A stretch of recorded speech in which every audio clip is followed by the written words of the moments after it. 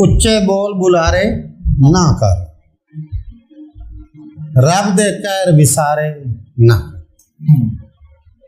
ਉੱਚੇ ਬੋਲ ਬੁਲਾਰੇ ਨਾ ਕਰ, ਰੱਬ ਦੇ ਕਹਿਰ ਵਿਸਾਰੇ ਨਾ ਕਰ।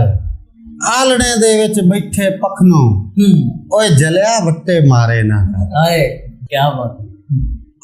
ਤੈਨੂੰ ਕੀ ਕਹਿ ਰਹੇ ਨੇ?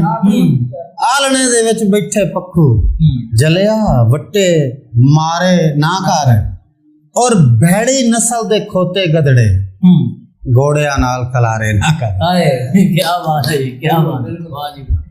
ਤੇ ਜਦ ਵੀ ਅੱਖ ਤੇ ਜਗ ਲੱਗਦੀ ਹੈ, ਸਿਰ ਤੂੰ ਨੀਵੀਂ ਪੱਗ ਲੱਗਦੀ ਹੈ।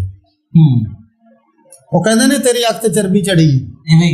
ਜਦ ਵੀ ਅੱਖ ਤੇ ਜਗ ਲੱਗਦੀ ਹੈ, ਸਿਰ ਤੂੰ ਨੀਵੀਂ ਪੱਗ ਲੱਗਦੀ ਹੈ। ਬੰਦਾ ਆਪ ਜੇ ਠੀਕ ਨਾ ਹੋਵੇ, ਸਾਰੀ ਦੁਨੀਆ ਠੱਗ ਲੱਗਦੀ ਹੈ।